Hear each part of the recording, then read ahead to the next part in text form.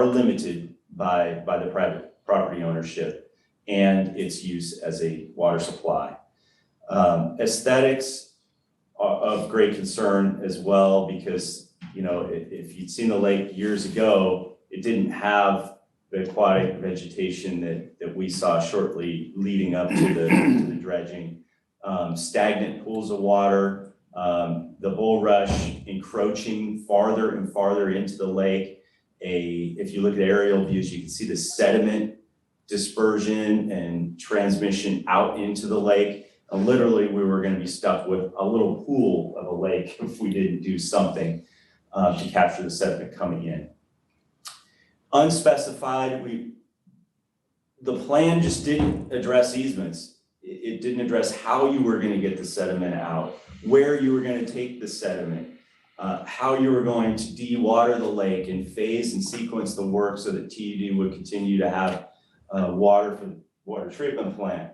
It didn't address what was in the sediment. We had to do quite a bit of work to make sure there weren't heavy metals and things that would have resulted in us having potentially hazardous waste that we had to dispose of. The dredging methods, it didn't speak to, was it a wet dredge process, a vacuum dredging, suction dredging, was it clamshell, was it dry? We ended up going with dry, but that had its downfalls, we'll talk about later. Permit constraints, and then, of course, comprehensive cost estimates. They were 30% at best cost estimates, so order of magnitude back in 2012.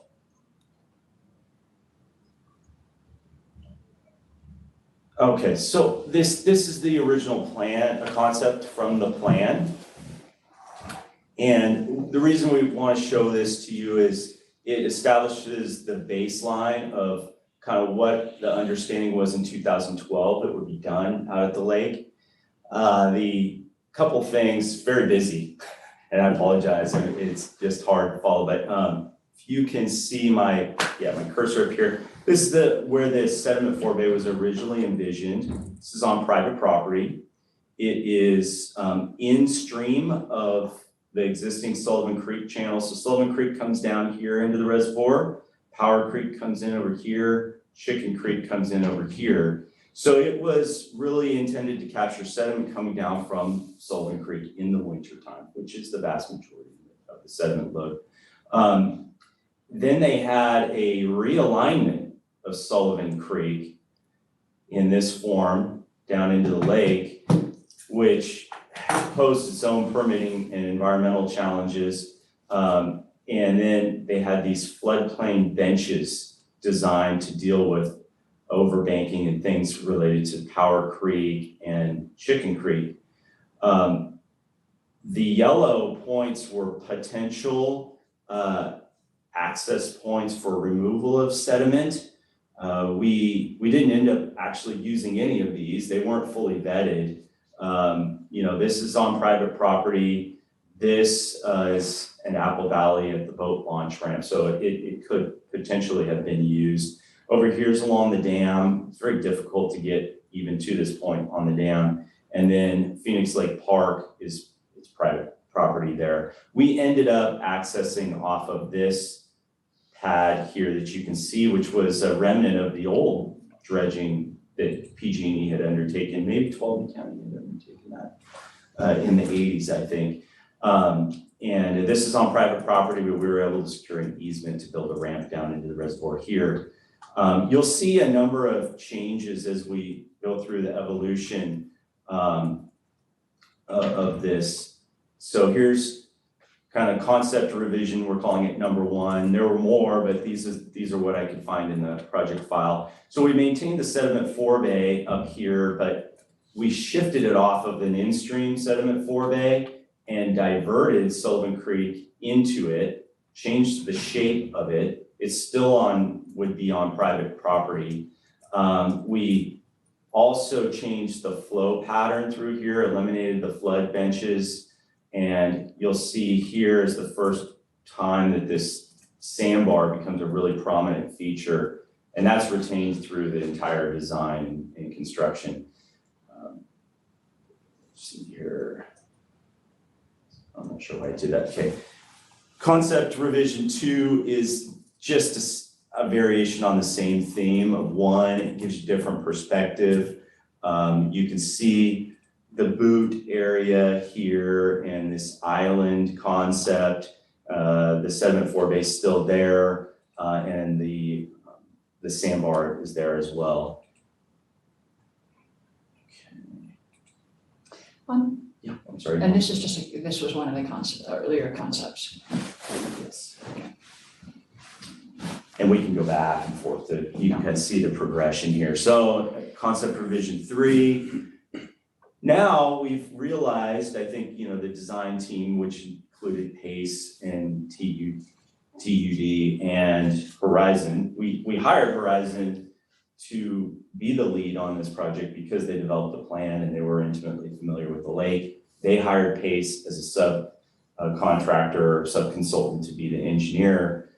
Same PACE, coincidentally, we're using for the wastewater plant, different group of folks there at PACE. But we realized that, that sediment forebay up here on Sullivan Creek, it would be better if it captured Chicken Creek and Power Creek and Sullivan Creek all in one location. We also had some difficulty securing from the property owner the easements necessary to build that forebay. We left this wetland complex here as kind of a remnant that could be incorporated into the project. But the new route for water was everything came into the North Pool, came out, flowed all the way through here, around another sandbar into the West Pool, which is, if you're familiar with Apple Valley, where the boat launch ramp is located right here, and then spilled into the Central Pool, and then would hook around through the East Pool and eventually go to the outlet tower here or out the spillway at the dam, be released at the dam. This concept kept getting revised, having some issues with this revision here, which you'll see that we removed that wetland complex here. You can see the outline. It really wasn't providing a lot of function and value to the project. We kept with our format here on the sediment forebay and the routing of the water here. You'll see that the boot, it also got cut in this revision for a number of reasons. Permitting, very expensive to mitigate for the wetland impacts, and there wasn't a lot of storage or water quality value and benefit the team saw at this stage. So it was removed here. And then actually, that's where the fire was, is at the boot. The bulrush, yeah, it's pretty scary. And unfortunately, the Army Corps views the bulrush as a wetland. And so for us, currently, the cost to mitigate for an acre of wetland is over $400,000. At that time, it was about $250,000. But knowing that we were short on funding for implementing the project, we had to curtail where we were working, and that was one of the areas. This is what got bid. You'll see another change here is there was now no dredging in this little area here. And that is because we had to dedicate a wetland conservation easement in this area to satisfy the Army Corps in order to get our permit. And that was transmitted to, that easement is held by the Motherlode Land Trust. And we also paid about a $60,000 upfront cost to see the endowment for them to do the perpetual monitoring for that, of which they'll be out to monitor that area here in December, I believe, or maybe November with Gadiel. Who's monitoring it? Motherlode Land And Trust. what are they monitoring it for? They have a checklist of things they're looking for. One, they want to make sure it hasn't been encroached upon, Okay. that there's no garbage out there, that the wetland is, Preserved. yeah, preserved. Okay. In this case, it's kind of hard to get to. It's out there in the lake, so it's not like we need to put fencing up and protected areas, sign it or anything. there's really no one that's gonna go out there unless they have a boat, or they enter from private property. One feature I wanna point out here is we did include this area here as a kayak channel. We pulled back this front here, where what we found here is that, you know, it's very shallow currently. It's on Phoenix Lake Park, it's kind of their beach area. But when we did our geotech, we realized that the original lake bed was pretty shallow there. And so if we were to dredge this, we were gonna get into native ground, which is a little more difficult to dredge, could be done, but it also we weren't gonna yield a lot of storage value and water quality right here. So we pulled that back, and in exchange, we bid this kayak channel. If you've been out there before, you can see in the winter time, there's a bunch of boats, rowboats and kayaks and whatnot that are kind of there on the shoreline. They have a really hard time dragging those out into the lake. So this was kind of a way in which we preserve that access for them. Eric, Sally has her hand up. Oh. Yes, Sally. Sally, can you hear us? Yeah, I'm sorry, I have a couple of questions. One is, when you're talking about the Army Corps of Engineers designating that area as a wetland, I thought that you told me that the Butte was also designated a marshland by the Army Corps. It's true. Yeah. So who's monitoring the Butte? So because we did not touch the boot, there is no monitoring obligation. The mitigation, the reason they're monitoring this area is that we had an overall impact of about 2-point-something acres of wetland on the project that was unavoidable and had to be mitigated. And so in exchange for that, we dedicated a wetland conservation easement equal to a 1-to-1 ratio of the wetland impacts of the project. And we designated that area right here which was owned by land owned by TUD as a protected in perpetuity by this easement. But they didn't trust TUD to hold that easement, or, you know, we don't really dedicate easements to ourselves. So that was given to the Motherlode Land Trust. But could the Butte have been put in that trust? The boot could have been put in that trust if each individual private property owner had authorized that, but then it would preclude any work from ever being done in that area. So you would never be able to dredge in that area or remove the bulrush.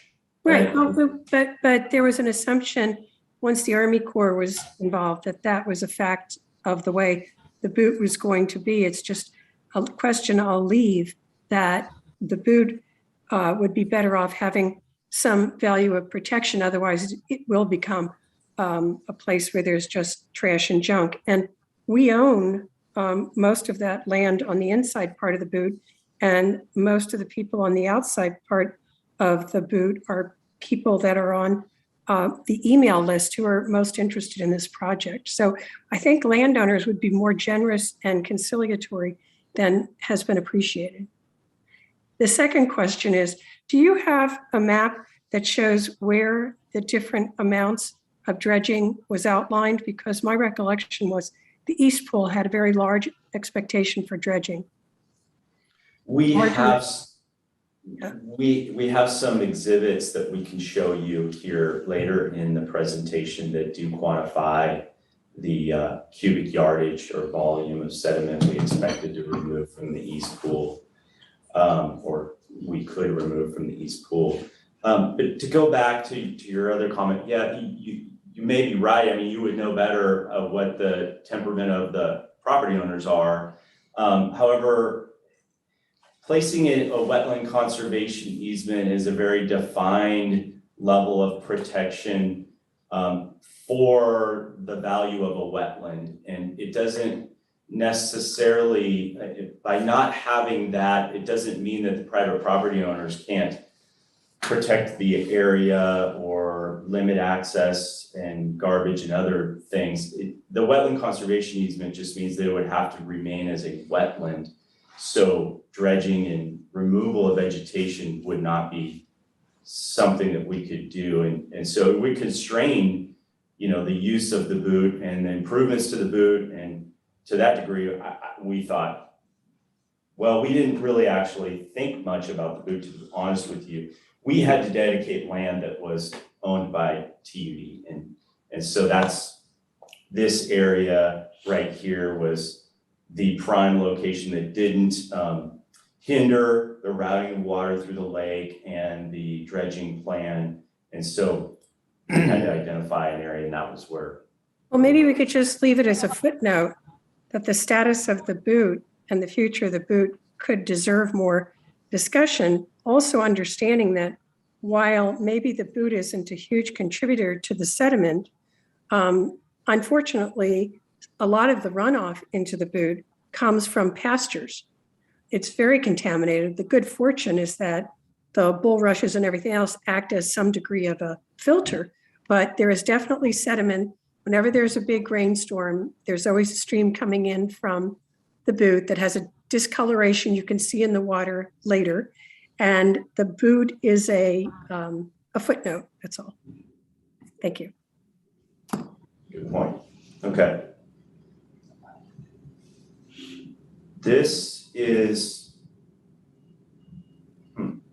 well, I had intended to show you guys a number of photos, and for some reason it doesn't, but this is the constructed project. In a nutshell, this is what we ended up doing, and just to kind of orient you, here is Sullivan Creek, here's Power Creek. They're joined at an inlet structure that's stabilized, it's rip-wrapped, grouted, so that it won't eventually fail under a high flow condition. This is a very deep portion of the lake. This is where Chicken Creek comes in, and it's also stabilized.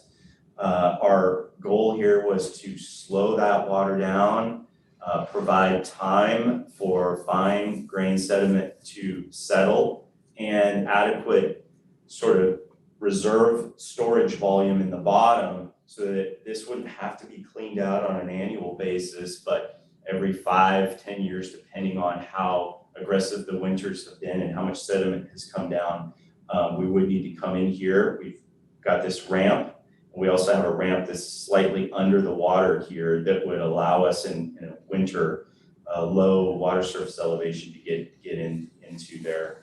And then the water flows out through here and comes around. You can see this was the Sullivan Creek kind of main channel, and it was used for bypassing, and it's also where we laid a pipeline through here during construction. And it could be used for that in the future as well. But so water routes around here, it comes in, the boat launch ramp for Apple Valley is over on the side here. And then the sandbar comes around here, and our outlet tower, you can kind of see here the dam and spillway off of the view. Quick question. Sure. Where does the water that ends up at the Sonora treatment plant, where is it routed from? It comes through the reservoir in this route, and then this is really hard to see. I think we have a better photo of it. It departs the reservoir through this outlet tower, goes into a pipeline that travels 5-6 miles. I can't remember, 2-3. Okay, but it's coming out of a very circuitous route through the lake that has some pretty shallow areas. It does. It absolutely. Before it ever hits the outlet to become our drinking water. Correct. So the degradation, it improves and then it degrades. Yeah, and there is another way that we'll show you that we can get water to the treatment plant, but not the full demand. So there is a bypass of the reservoir that allows us to blend higher quality water with this water to get something that minimizes some of the taste and odor issues. That makes the water drinkable. Yes. Maximum permitted storage of the reservoir is 850 acre feet. It doesn't mean that, I mean, that's a current ceiling. It doesn't mean it can't be increased.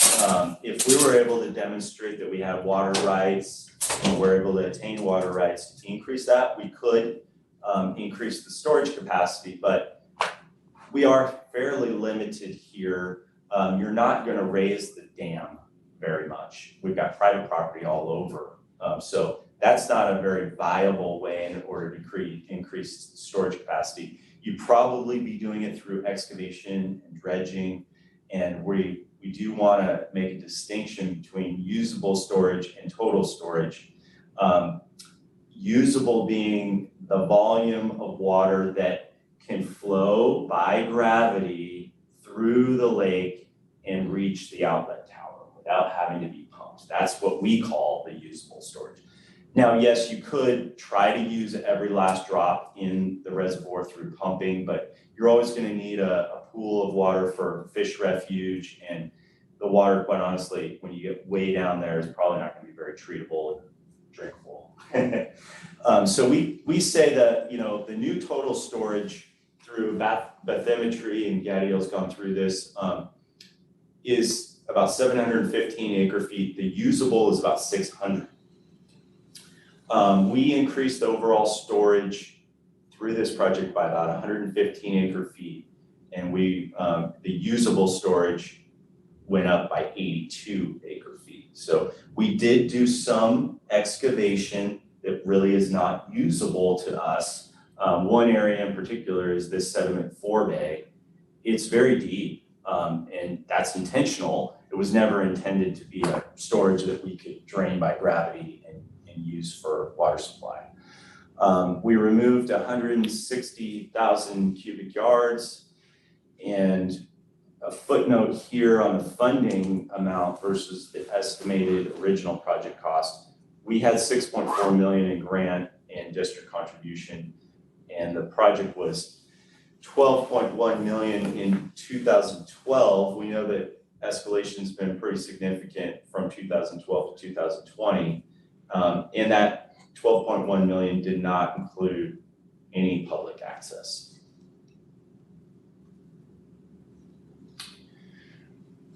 The incomplete portions of the dredging, when you look at what was bid in the project, we didn't have any dredging in the boot, but we certainly had dredging in the east pool and the south pool. This area of the lake just didn't get touched, which is, I think, to your point, is like, the water follows a path to the outlet tower that it may improve dramatically through the beginning of the lake, but by the time it gets to the tower, it's not in great shape. And you can see the protected area. We also had another protected area over here that didn't really affect the project, but it was TUD on property. And the sum of this protected area and that protected area was the acreage that we needed to dedicate for conservation. So why didn't we finish the east pool? And maybe Gadiel, I don't know if you want to speak to this photo. I don't know if you took this photo or not. I think I did, yeah. Can you go back one more slide? Yeah. So we couldn't dredge the east pool, even though we awarded the east pool to be dredged. 60,000 cubic yards were in the east pool that we wanted to get out when we awarded the project. That we were planning on getting out when we awarded the project. The contractor basically worked his way around using, 25 or 30 dewatering wells and plus surface water that he drilled down, 25 or 30 wells that he drilled in the lake to dewater, plus several surface water pumps to try to dry out the whole lake, including the east pool. He did that as soon as he could, and he let the sun bake the topsoil, and the watering wells were preventing water from getting into the groundwater of the east pool. So he worked his way around to the central pool. Can you point out the very end of the central pool where the east pool meets the central pool? Got to there and wanted to keep going, get into the east pool, and he hit some very wet, very soppy, muddy muck that was made in the east pool. We knew that was there. The geotechnical report that we did said that was there, but it also said you might be able to get underneath that to some hard ground. You know, the way every geotechnical report reads is that this might be there, but it also might not be there. So we thought, okay, the contractor said, all right, I'm gonna dig down, I'm gonna find that hard ground. He dug down in that area and almost lost an excavator. Not just get it stuck, this is not the same excavator, that excavator is stuck. He almost lost an excavator out there in the east pool. So there's really two ways to deal with mucky mud like that. You can dig down till you hit something hard, or you can get some good soil and build on top of it. You have to build high enough to support your heaviest construction vehicle. So he attempted that as well. He built a road up about 6 feet high to try to test it, got his heaviest haul truck out there to test it, and he got stuck again. Then we did a little calculation. All right, let's say that we imported material or use dredged material to build these roads. How much material would we need? It came out to around the tune of 150,000 cubic yards in order to really do that. Well, we only pulled out 150 cubic yards of the whole project, so it just wasn't realistic. At that, I remember the day pretty well. I was losing sleep over it. I called the whole team. Our construction manager came up from San Francisco. Eric came out to the job site. And I said, look, we got a decision to make because the contractor and nobody on this project can figure out how to dredge this part of the lake. And we might have to cut it. Because another constraining factor is that we were under a deadline to finish the project before a certain date because we had to fill up the lake so that we could use the water during ditch outage. This is heading into the fall season, right? Kind of like we are right now. And in the end, it was sort of like, well, even if we had unlimited funds, we just don't have the time to do any of these construction methods that'll actually work. So we had to make the very hard decision to cut the east pool. And that's the long and short of it. So Why we could not dredge the east pool. did he remove all the stuff that he put in there to try to build up the 6-foot pad? Yeah. And I think Sally has her hand up. Go ahead, Sally.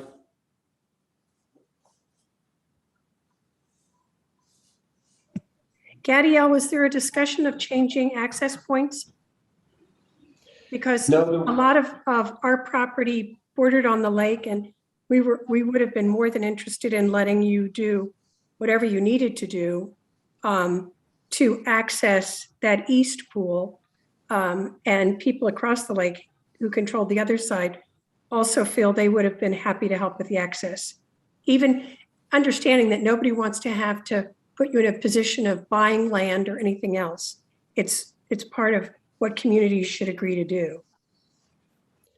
Yeah, frankly, I wish that we had called you and called those property owners. However, there's always a lot of other details at play. So our environmental document said we were accessing the lake. Where we accessed it, it did not analyze the impacts to Phoenix Lake Road, did not analyze the impacts to any of the other public roads that we would have to use to go through a property such as yours. So that's one issue. Our environmental document basically wouldn't have allowed us, if you want to think of it that way, to access from another point. And the other issue is still, even if we could access that wet soil, we still got to get a very heavy haul truck on that wet soil. And so we still have the same issue of how are we going to do that? How would you dispose of the material if you were taking it out on the other side too, right? We have to truck it all the way around, and that wasn't contemplated in our environment. Impacts the Phoenix Lake Road, impacts the Lion Bald Mountain Road, impacts the hauling all that material through Sonora, which is never part of the environmental scope. So, yeah, like I said, we really appreciate you and how you are willing to work with us, Sally, but there's always other things we have to think about with these decisions. Well, just a footnote for further discussion, so. Absolutely.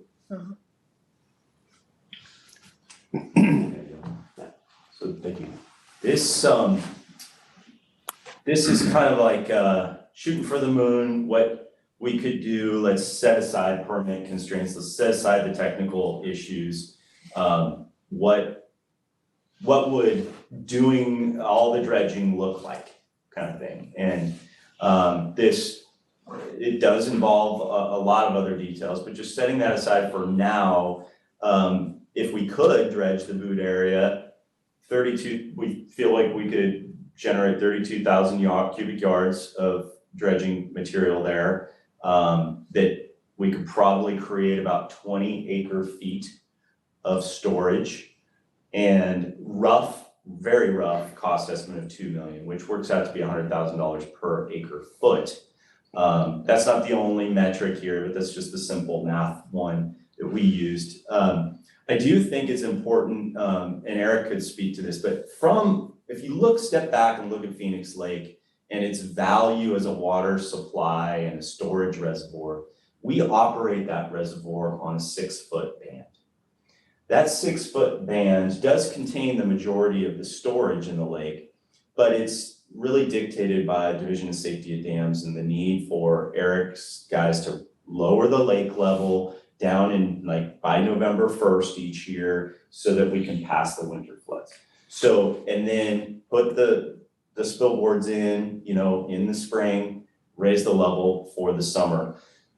It really is only operated in that 6-foot band. So we usually never use any of the water below that level, but we would if we had some catastrophe. The main canal went down or the flume went down. This would be the emergency water supply to Sonora and most of the businesses in the community, in the commercial areas. I think we have probably 30, 45 days of storage in a worst case scenario with some conservation going on in the community. So it is valuable in that way. The east pool, Sally, I think you have your hand up.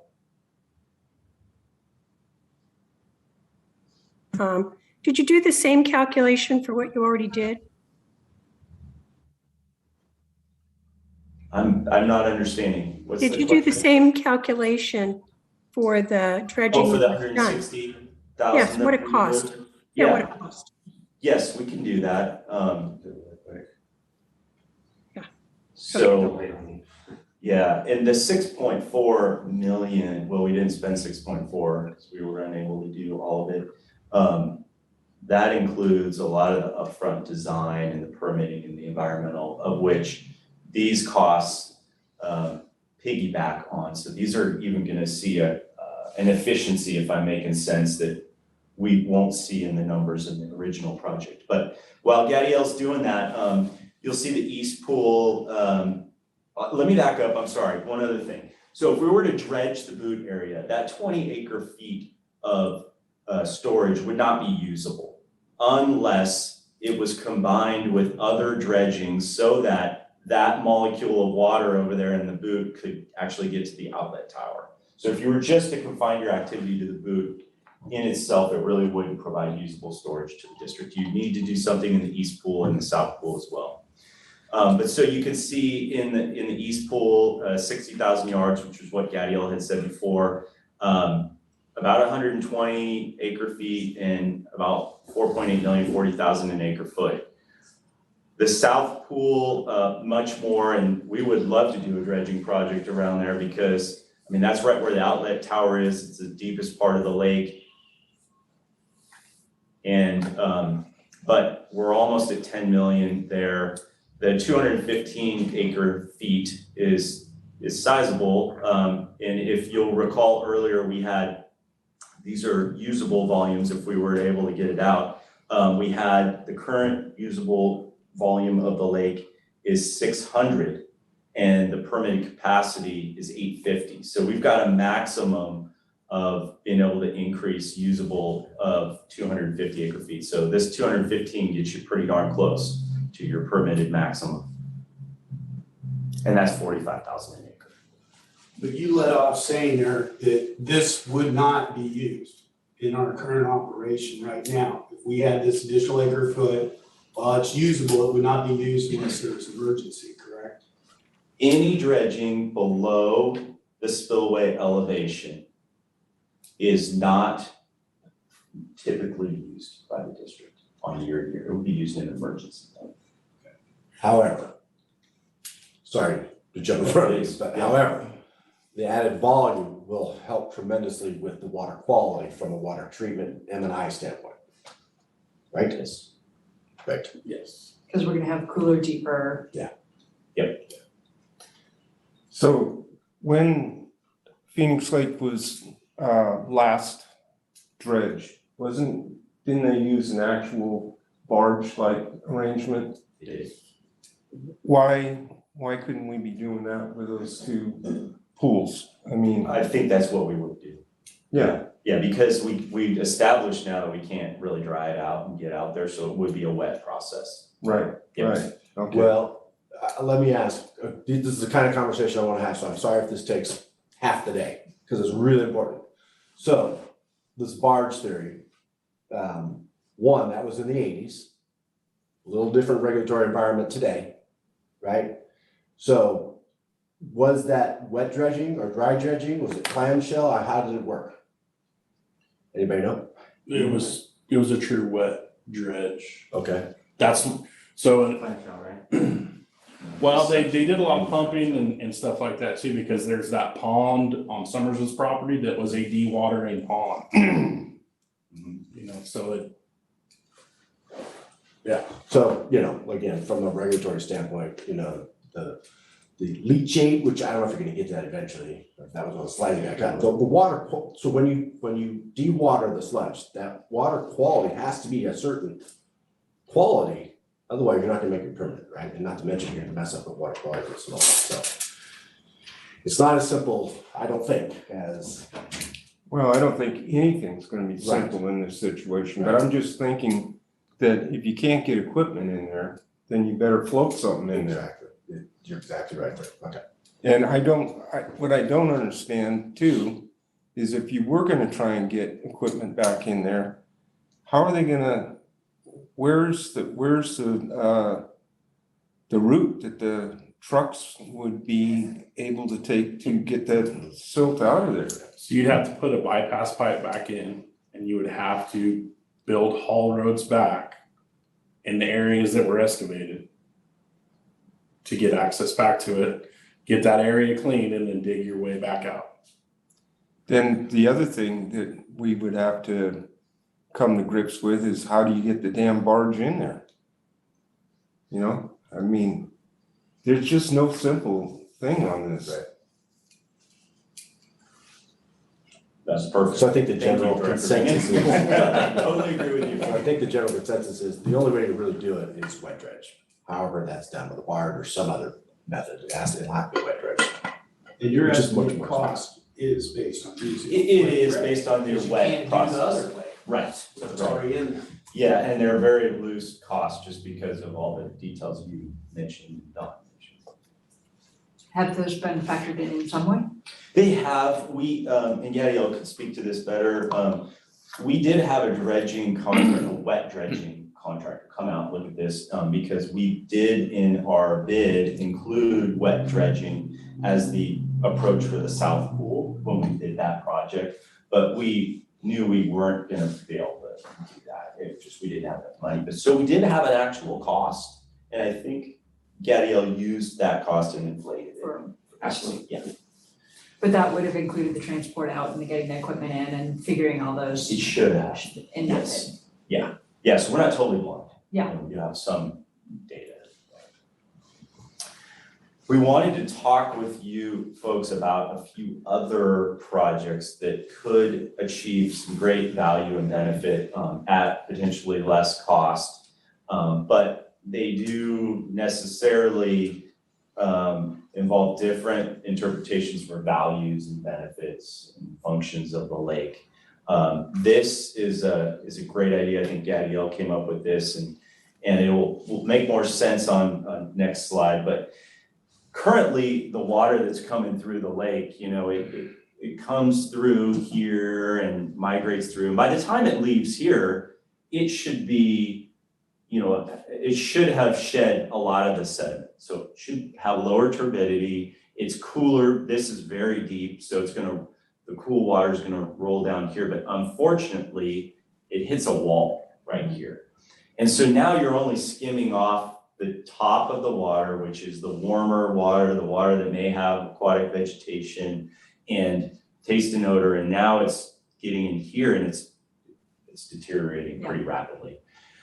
if we were to dig a channel, and this route here is roughly the route that a natural channel is in the reservoir right now, it's just not deep enough. But if we were to somehow be able to wet dredge a channel in here, or otherwise dig, and bring that to the tower, we would be able to capitalize on the good water quality that was created in the central pool. And then we would want to carry that on to the spillway so that water that wasn't consumed, if it did have any sediment in it, it would still get transmitted. We want to pass that through. We don't want to leave it in the, if it doesn't get captured here, we want to pass it through in kind of a natural process. But so this would be about 26,000 yards and it would free up 84 acre feet of usable storage. It doesn't create a lot of new storage. It just gives us access to the storage in the central pool. And it's about, it may be more than $1 million, but we're saying $1 million, $12,000 an acre foot. Speaking for myself and probably for Trevor, feel free to speak up. So Trevor, if you don't know, Trevor's a water treatment superintendent, so he's responsible for all the water quality, including Sonora, this one that keeps him up at night. And this one, I know this is a theory, right? There's no guarantee here, but this one sounds so good to me because of all the benefits.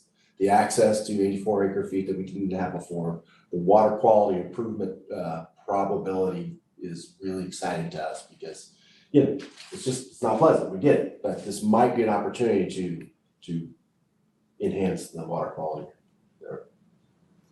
Can I just ask a question on how it works hydrologically? All right, so my understanding is cool water sinks under the warm water, right? So how is that outlet tower capturing, does it capture from low down or is it capturing just still off the top? Are we really gonna see an improvement? How the lake is now and how the sediment is filled. Yeah. It's so it's basically, it's a little bit more than 6 feet deep over here That's in what- areas. Then it rolls through here and it's about 6 feet deep. Yeah. Then you get around the tower and outside of the tower at about 12 feet, it's back up to 12 feet deep. Around the tower, it's a little bit deeper, but it's still, the water's very, very warm. And where does the water get sucked out from? Low on the tower or high on the tower? We do the lowest outlet gate we can to try and get the coldest water. And so on this, your hope is that cold water that hits, when it hits that wall, is gonna stay low and it's gonna follow that little lower channel along, and you're gonna be able to suck out from the bottom of the tower and hopefully access more of that water directly and less of the water that's been sitting in 6 feet, heating up and growing things. That's the whole. I think later on, there's a profile picture of the flow that we'll get to, that gives you a better understanding. Great. Vision. Here it is right here. There it is. So, yeah, and Misunderstood. Gadiel produced this post-project, and this alignment, this red line, is a theoretical path, like the path of least resistance for a water molecule to migrate through the lake, right? And so it gets into this central pool area here, and I've kind of drawn these lines to show you that this hatched area here is that area that's what we call dead storage. I know dead's not necessarily a positive connotation, but it is really trapped water that we're unable to get to our outlet tower. And this was dredged. I mean, this was a consequence of the project. A lot of the 160,000 cubic yards came out of here, which is great. And the water quality is great right here, but then it hits this wall. And at this point, you know, you can see how it comes all the way up to right here. And then, you know, it's going through the east pool around this corner, and then eventually through another kind of deep area and then to the outlet tower. And so we've got a couple of sandbar areas, this big one here, and then this one here, that really restrict our access to that water. So that water quality channel would essentially go from here and deepen a channel through here, connect in with this, and then puncture through this area right here to get to the outlet tower. And there, that's one route, we could swing it down and pick up the deepest part of the east pole as well if we wanted to. Actually, that probably would be better. Yeah, I Can you- don't think Can you do that on the, show what that would do on the lower topography thing? if Okay. this alignment were to go through here and then through here, Mhm. and which does seem more logical, Through the part that's already deeper. yeah, right, then this would lower, and what we would be digging through is just less in order, and then we would, be able to avail ourselves to this storage too, Which is especially, deeper. which is deeper, right? And what's the deepest point on that? I see the elevation, but how many feet is that? Well, so I think we're at 2360 at the outlet tower here, and 2385 is, so it's about 25 feet according to this. But Eric has a gauge there, and I don't know how deep the sediment is at the outlet tower, but does that sound about right? 25 feet deep? Well, no, it's, when we sound around the tower, I think it's like, we're at 18 feet. Okay, 18 to 20 feet, and then very rapidly it comes up like a cone. okay, so there's a lot of sediment that's accumulated around the tower too. And was any of that taken out during the project or that part wasn't touched? It wasn't touched, and that's like, it was bid as a wet dredging project, and we didn't have the money to do it. And it was also a little complicated because we used this pool right here around the outlet tower as kind of our operations pool to keep the pipeline flooded with water to the treatment plant. And we piped during construction from Sullivan Creek directly to this pool. And so to dredge this pool, we would need to come up with another way to ensure we have clean water to the treatment plant, because it's gonna stir up a bunch of sediment. We used turbidity curtains and things to kind of contain the sediment, but it would be a pretty messy wet dredging process right there near the tower. It would go suck right into the outlet tower if we weren't careful. How much water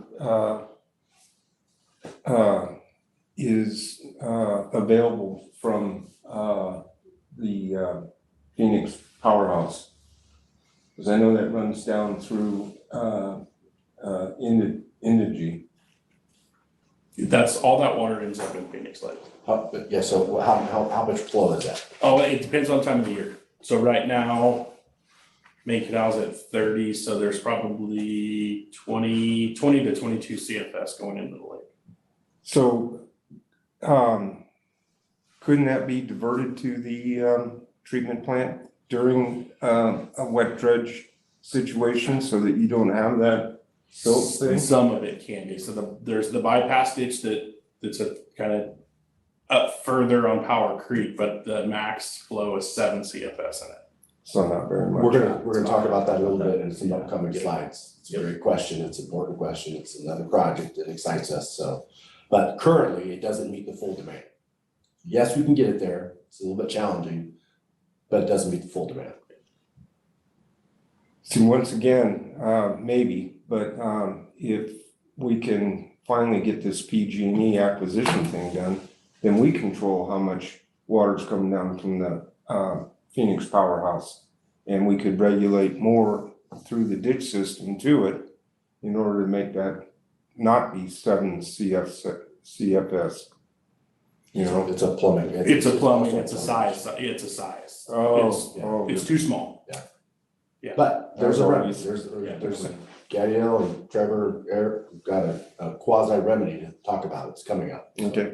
It's expensive, but Well, what isn't? What isn't? Yeah, it is coming up, but it's not the next slide, but yeah, so on the theme of dredging, because the completing, dredging, and also this water quality channel, they all necessarily involve some permits, and we're just for information only, here's where we are with the permit expirations. The county grading permit and the stormwater general permit, not a big concern. Those are pretty kind of like over the counter permits. You're gonna be able to get those, so I wouldn't be concerned. But you know, down below where it says wet dredging likely required, I think we all agree it's more than likely. But the dewatering of the sediment, as Don was talking about, is a challenge that, our technical team, our project team never tackled.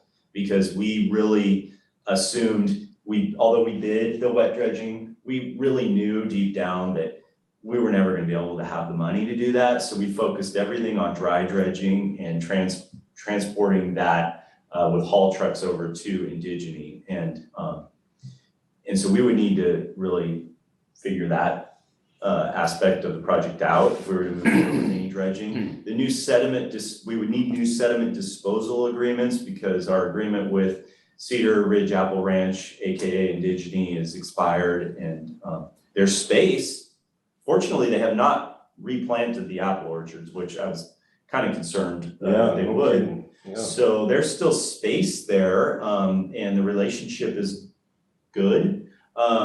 It's within the realm of possibility that we could work something out with them, but we would need to have someplace to take that sediment. Okay, some other projects that aren't really dredging related, but have some value to the district that we've identified. And this one, Eric, if you want to speak to this, because it's somewhat DSOD and related. Yeah, so we had our dam inspection at Phoenix last week and it went very well. And we talked about the outlet tower and our concerns with it. DSOD is not concerned with it at all because it's underwater all the time. We have in the budget to dive it, and get some metal thicknesses and do an up close check, but it's something that they were happy that it was a steel culvert basically, not concrete, and just happy with how it looks standing on the dam looking at it. Eric, from a DSOD standpoint, their view of or their concern or what would bother them about the outlet tower, they're about the dam, right? They're about the safety of the dam, holding water, protecting everybody down it. If the tower fails, it's not their concern. The concern would be if the tower were to fail because there's a pipe going through the dam itself and the pipe sprung a leak, how would we shut the water off to the pipe? Gotcha. That's why the tower is there or some type of gate. Thank you. Yep. And how quickly you could drain the reservoir down Right. below the dam so that you needed to do repairs. Yeah. So I'm no dam expert, nor am I a tower expert. But the thing's nearly 100 years old, so I don't think I have to be an expert to think it probably needs some attention. Come on, it's a thing of beauty. Yeah. All right, well, this speaks to your, Director Ringen, your question about bypassing the reservoir so that you could do some of this work and also get better water quality. And that's what this project would do.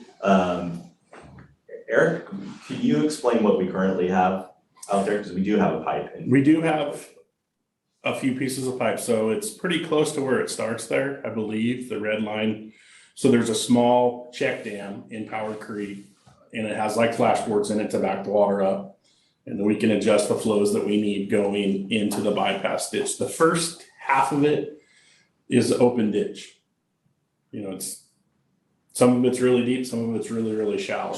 Can you illustrate what you're talking about? So the first half of it. Yeah, so the little check dam's right up here in Power Creek. And then, so about here is where it turns into a pipeline. Oh, okay. And there's a grizzly there, but the pipe. So, yeah, so the diameter of the pipe, I'm asking more of a question than a statement, but the diameter of the pipe plus the head, the pressure that you have on that pipe is the limiting factor. The size of the pipe, yes. Period, not Here, well, the areas of open ditch too are a limiting factor. When we're at 7 CFS, there's not much freeboard on the berm. It's the size of the open ditch, right? The open ditch and in the pipe itself If too. y'all haven't been out there, the open ditch runs along the entry road to the Indigene. If you walk along that ditch, then if you turn to go on the dirt road, it runs up to it till it gets to the old pond, and that's where it goes into the pipe to some more treatment. Yeah, I've been out there numerous times over the years. It's a and, small ditch. Yeah, I used to let my dog swim in that every so often.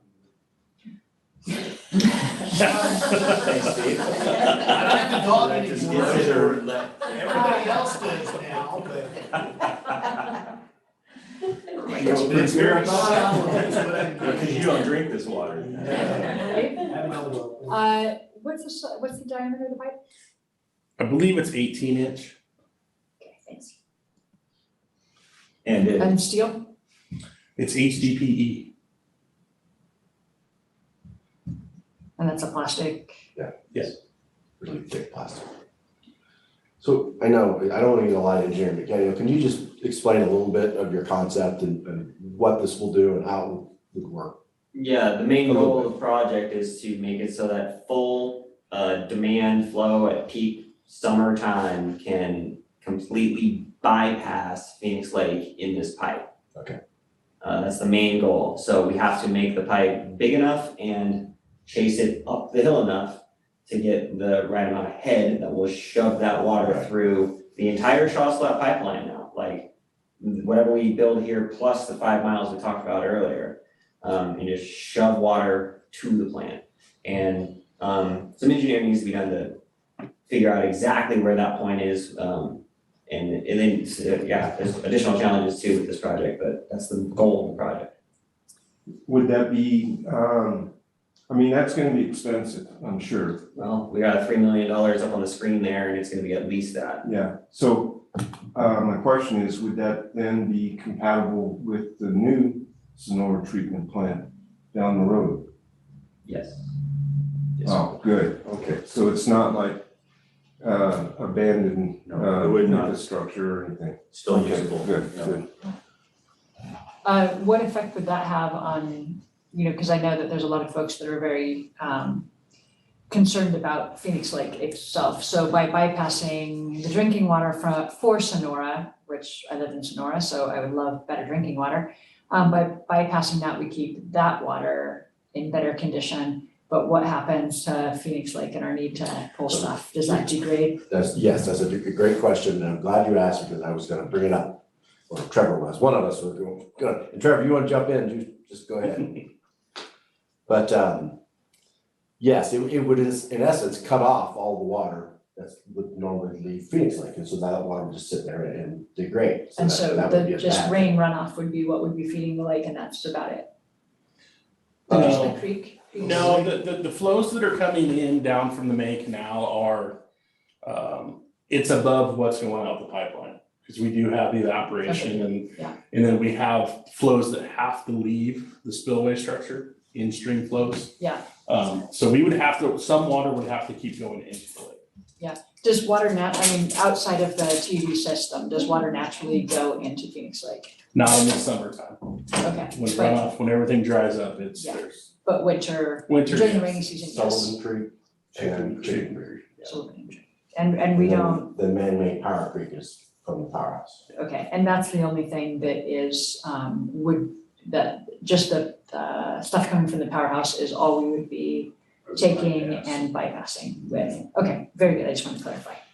That's. So, again, from a water treatment standpoint, there are times of the year when the water quality, like winter time, the water quality in the lake is better than the bypass. And the opposite is true. So we never really want to exclusively use the bypass, right? Yeah, They right. they would be detrimental to the lake as well. So it's just having the option to go back and forth. What I mean by that is when we have a heavy rain, a normal heavy, I shouldn't say normal, heavy rain, the turbidity in the lake will go skyrocket to around 700 units or more. We've seen it right? Well, we want to turn on the bypass because it is flashy. It too will turn dirty, but it will clean up very fast because it's constantly flowing. Whereas that turbidity, that volume of water has to take its time going to the lake. So when the turbidity is way high in the lake, we turn on the bypass, use bypass water, right? And I think Sally's had her hand up. Hi, Sally. Thank you. Yeah, can you show me where Power Creek comes into Phoenix Lake? Howard Creek currently comes into Phoenix Lake right Here. It hooks over here, right? I'm sorry, it's hard to see. It comes right in through here. Uh-huh. And it joins with Sullivan Creek right at this point before it enters the sediment forebay. And this is Chicken Creek. Right, okay. The comment I have is, while it's an interesting way to make some water in the summer nicer for people, it really doesn't do anything to help Phoenix Lake preservation. And in fact, losing water in the summertime is the problem we have. It's already too low in 2 of the pools. And if it lessens at all, you're going to end up with still a mixed contribution that's possibly, good from one place and not so much from the other. And $3 million in contrast to the $4 million to actually finish some of the dredging seems, the $4 million seems to be more in favor of trying to make sure the lake is still a valued asset. So if we would keep the lake full for emergency water in case something were to happen to the main canal or something else, so the lake would stay full in the summertime. And I think that pipe probably is just basically a backup and enabled to be the enablement of the dredging. Because otherwise the silt would be a mess. Besides water quality, if we ever have to come back and dredge, if we ever have to come back and work on the spillway, we really struggled. We got the spillway done, but we struggled with it. So if we had a bypass pipe where we could have a lower lake level when we needed to the right time of year to do projects, that's where this really comes into play. Right. And one other thing too that I just want to throw out there, because it's silt. And I owned a rental home that I rebuilt. It was a piece of junk in the beginning, but at any rate, it was on Creekside, and so it was right on Sullivan Creek. And I think what we need is a serious education component before we go, or in conjunction with the dredging, because I used to watch and would yell at him, a neighbor throw all of his lawn cuttings over the back fence into Sullivan Creek. And it's just amazing to me how people abuse that creek. And I've been out on inspections in the winter when that thing's flowing, Sullivan Creek. I cannot believe, and also when I was working on that rental home, I was there during a heavy rain. I can't remember what year it was now. And I thought that thing was gonna come over the banks. And it's way down normally. So it's gonna carry a lot of stuff with it. And so I think we need to have some sort of education component. And then I think also a lot of our problems, TUD's problems with that silting up, came to be because of the way the county okayed all of this project, all these home projects, and there was nothing done for erosion. And so it all ends up in Phoenix Lake. So they need to be tuned up. I kind of got into it a couple times with what was his name? I'm trying to think of it right now. Duke York. And it really starts in the planning department is where it starts. And that's where, it needs to be changed, or the attitude needs to be changed, and rules and regulations on how the silt's supposed to be held should be enforced. So. All right, okay, next good discussion. All right, speaking of Sullivan Creek and how it flows, here's actually an area downstream, but in the winter it's a pass through. It's not like Phoenix Lake is such a big reservoir. There's a lot of routing and attenuation. So what you saw at your rental property up in Crystal Falls, that flow is, and more, is seen here. Maybe Gadiel, could you speak to the group about this one? Yeah, so this is a project that's already on the capital improvement plan, approved plan, to replace that creek crossing we're looking at. This is where the Shaw's Flat pipeline crosses Sullivan Creek.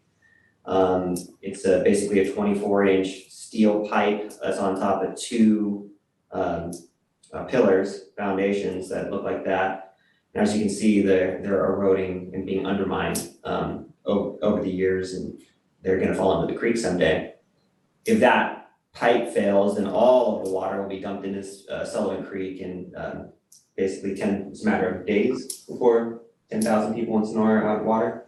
Should be time of year, yeah. Okay.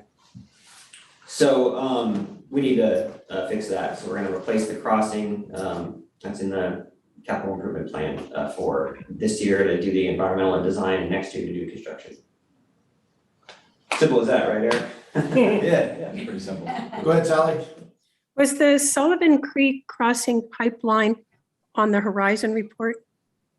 No. No, no, Sally, the purpose of these next couple of slides is just to have an understanding there's a lot of issues that this district faces.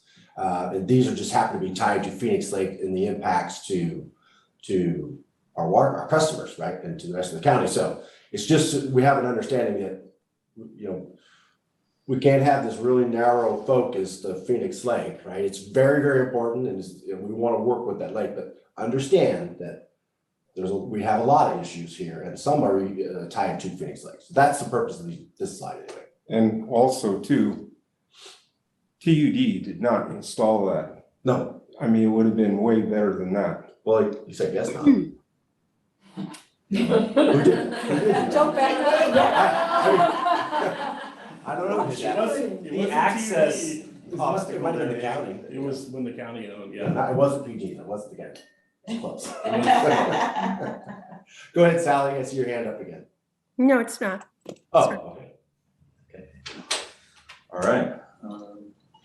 Continuing on the other potential projects, as Don referenced, this is another one that we've identified that, you know, we can invest a fair amount in the lake and improve the storage capacity and all that, but this would help us get access to water. So there's currently in that Shaw's Flat pipeline that runs out of the reservoir into the Sonora Water Treatment Plant, there's a high point in the roadway. Why they designed the pipeline that way, probably just because, but unfortunately, you're limited on how much water you can get out because it can't get over this high point. So this particular project would avail us to like 30 acre feet more water to drain by gravity out of the reservoir by realigning a segment of pipeline around the high point and maintaining gravity below the outlet tower elevation. And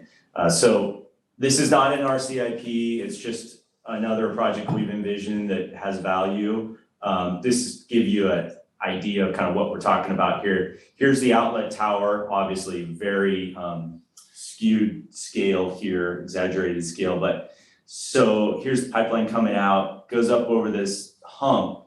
Well, all this water below the line here, 30 acre feet or so, we would not be able to send to the treatment plant. So this would allow us to get access to that water. I don't know if there are any questions on that. Again, pretty straightforward and easy.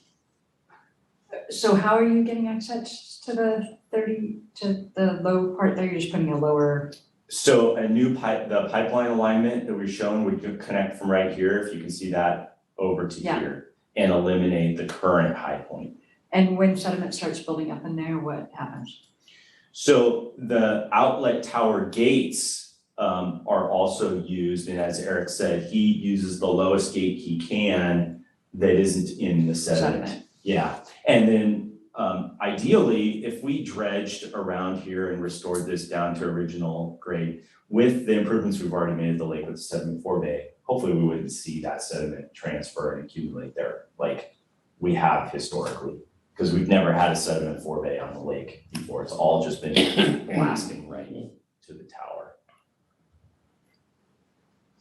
All right, well, public access opportunities, kind of departing from the dredging and the water quality. This was a component of the Horizon plan, and it really was opportunities. It didn't identify real specific projects, but these were 3 locations they thought would be potentially good for access. And going from the top here, this is Indigene, somewhere here, and there currently is a walking trail. It's private property, but they allow the public to use it. And I think that Horizon thought that our sediment basin would be here, which means it would be a constant pool of deep water and may have some recreational, at least for open water habitat, might be a good place for wildlife viewing and whatnot. And then I think they envisioned the boardwalk out into the marsh area. Unfortunately, I think our wetland conservation easement is somewhere in here, so it may be okay, but we wouldn't be able to build boardwalks across that one area. And then they had a picnic area and they had parking up here. Currently, the only true public access to the lake that we have is through, we do have an easement that we've obtained, granted to TUD along this route right here. It's 4 feet wide, it's a walking trail easement, and it would take you down to the edge of the lake right here. So there is a way, however, it hasn't been cleared, it hasn't been improved, there's no parking, it's not signed, it's just on paper. And it's out of the cul-de-sac that hasn't been built yet, right? This Or actually, last time I went out there. it does, you're right, so that cul-de-sac right there is right there. It does attach all the way up to where Phillip Lane and Apple Hill Drive are, but there isn't any parking really there, it's just 2 roads, take off. And then yes, it continues off of that cul-de-sac down through here. I don't believe we have this side of it, but Horizon proposed that as well. We did reach out to Indigene and ask if they wanted to formally make a public trail easement rather than just this private informal recreational use. And they were somewhat receptive, except they were concerned about indemnification and all these things naturally. Meaning liabilities. And right now they're allowing people to use their private property, but they're more protected. Like they can close it off whenever they want. And so we didn't actually get to that point with them about getting a formal easement. So right now, the only one that we have is this one coming down. The 2 other locations Horizon envisioned, and Eric, maybe you want to talk about this one because it involves the dam. It does. I'm not a big fan of that one. The dam is a high hazard dam classified by DSOD. So if we have to get out there in an emergency situation, to have people out there possibly in the way, possibly putting them in danger, makes me nervous. So I would like to see that access point go away.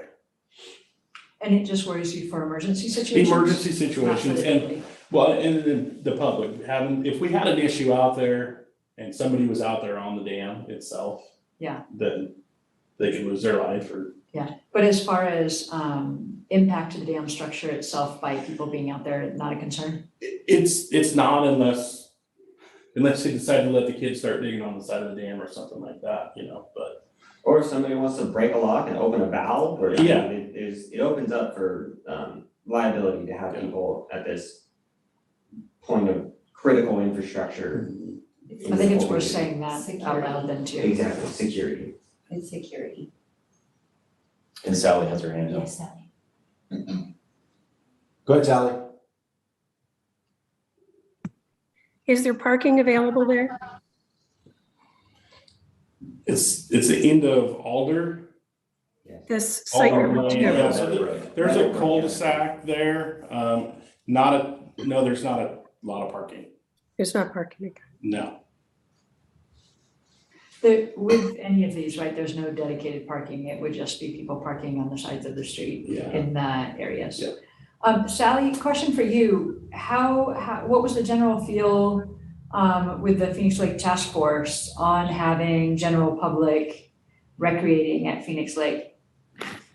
I think the people on the task force were more than willing to see it happen. That said, you still have your property owners all around the lake whose opinions could vary depending on time of their life and investment in their property.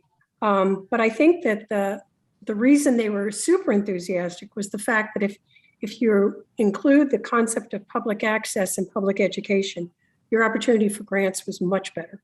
And that was a big factor all along. It's like this carrot that, you know, you want to have it, but the implications of what's involved in going into the entire concept of public access and education is daunting.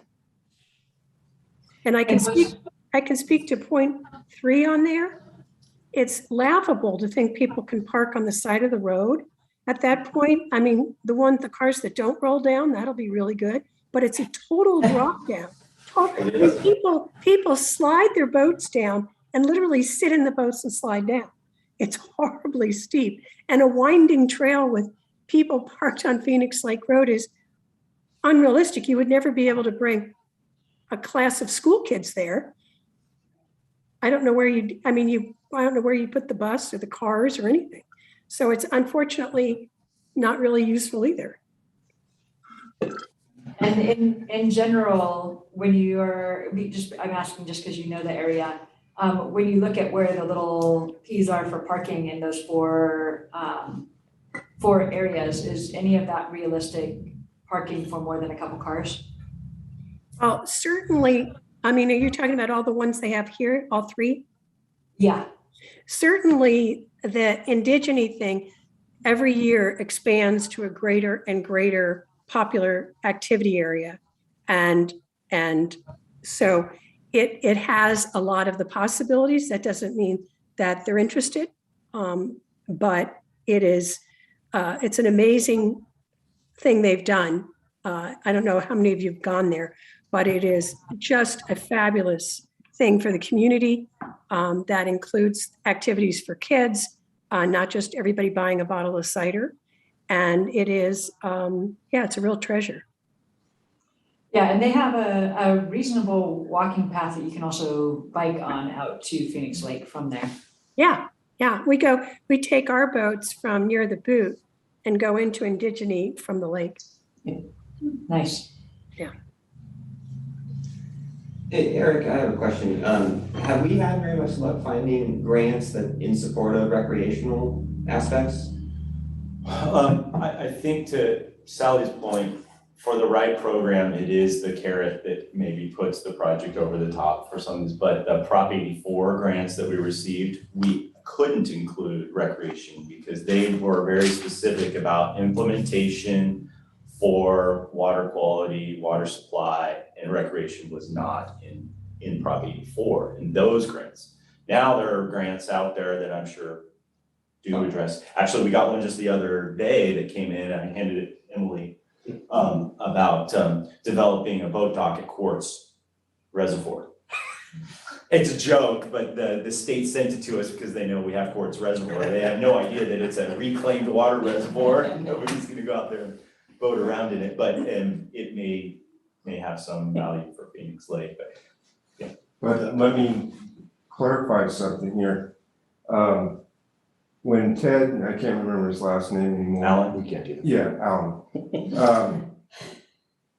When he presented this project to the T-Stan Irwin, he had been working with Horizon, and I was flabbergasted when I heard how he presented it. Recreation was a big component of that at that time, and that's what got the environmental groups in the T-Stan Irwin to come on board, and I couldn't believe that was Ted Allen bringing that forward, but he had 2 young children at that time, and he saw the value of those boardwalks and the possibility of school classes going out there, walking the boardwalk, the interpretive signage, and being able to see the wildlife and everything else. So that was a big portion of his sales pitch to the T-stand, and we went right for it. I mean, it was almost overwhelming, the approval of it, so. Yeah, and so these were the three. There actually is another location that's superior, I believe, to all three of these, but that was never contemplated in the plan. And that is up here, there's the big dredging pad, the big spoils pad with our ramp that comes right down, that's connected to a trail easement. That would be a better access point, you know, in my opinion, to the lake for recreational use, but there's so many details, you know, you talk about parking, talk about garbage collection, you talk about signage, and you talk about, the noise and the attractive nuisance that comes with all that, not to mention, you know, the support of the adjacent property owners, so, yeah. And And we that only have a property, 4-foot easement. And we only currently have 4 foot. And the other land on this side is property owner, independent property owners, on that side is indigenous? Correct, well, this is one large property owner, right, I'm sorry, right in here is one property owner, and then Indigene owns the collection of parcels over here, and then this, as you can see, is Apple Valley. Okay, and so where's the dredging pad, and that was TUD, or that was That's right. independent, that was, whose land was that on? This is private property, it's, and actually, let me show you, this might help. so Eric, my question there was, you know, the original dredging is PG&E. My understanding is that parcel's for sale right now. So is our easement in perpetuity? And right next, you know, ideally the family wants to get rid of that dredging pad right there. So that's right where your trail is. Right next to that, in that cul-de-sac, is finally, after 10 years of trying, the first home is almost finished there. And they've sold 2 more lots. Those were designed to be mansion, millionaires' homes, and everything else.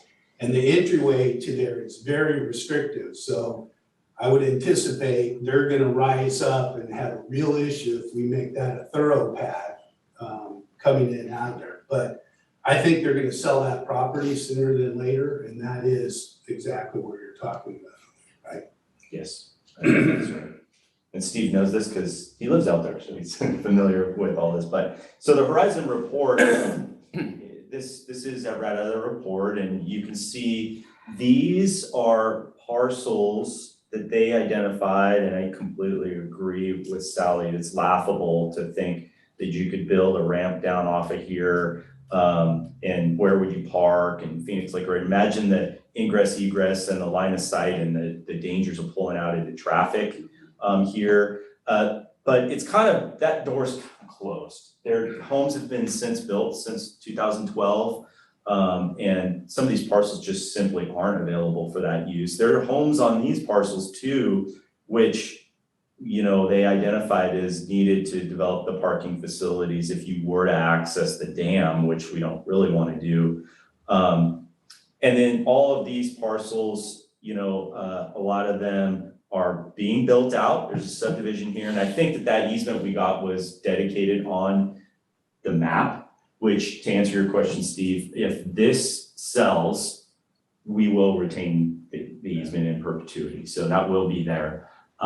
This pad is a good place to put more dredging spoils, so that is a value. It's our access ramp down to clean out the existing sediment forebay, so it's valuable there. And then, of course, it could have recreational access value. So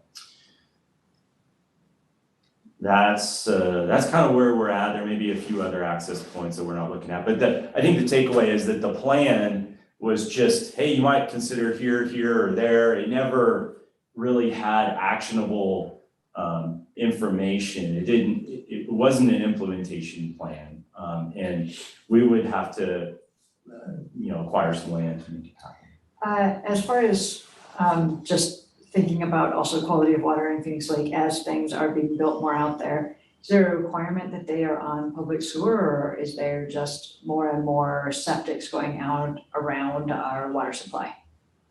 When the Manors was built, the developer at that time came to TUD wanting to front load the capacity fees.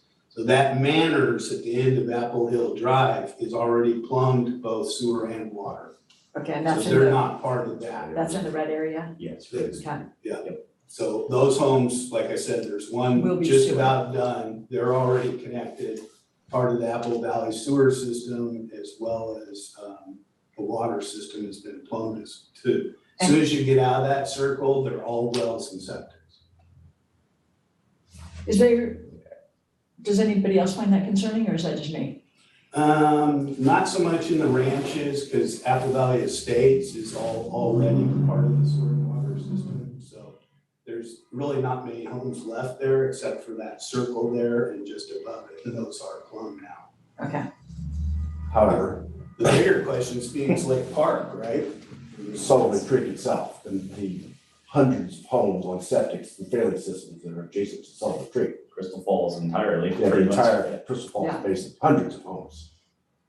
yeah, and I have a friend who used to go and inspect the septics, and the septics in this county are Right. abhorrent.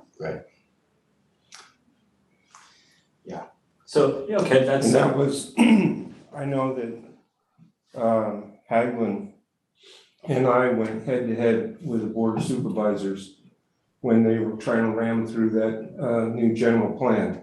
And part of it, and cost levy from the health department tried to sneak in a new portion of to the plan where septics would still be acceptable for most, man, Dawn and I have talked about this for a long time. Septics are, I mean, it was good maybe way back when in With certain smaller, areas. smaller population where people are more spread out and in appropriate areas, but a lot of the areas where they're putting septic also, there's not a way for a septic to work properly in that, it just because it's. Well, not only that, but doesn't have the- if Steve's right about their building mansions, millionaire homes, those people aren't coming from here. They're coming from out of the Bay Area or elsewhere. And they come up here, they think that they can dump anything they want down the toilet, down the garbage disposal, and then they don't know how to take care of the Well, you said that's all on sewer. Okay, well, that's good, but I mean, that was a close call, and Haglund stayed up late and wrote a letter to try and stop that. But I'm just mentioning that as another impact to the Phoenix Lake and the quality of water that we have there and considerations. Yeah.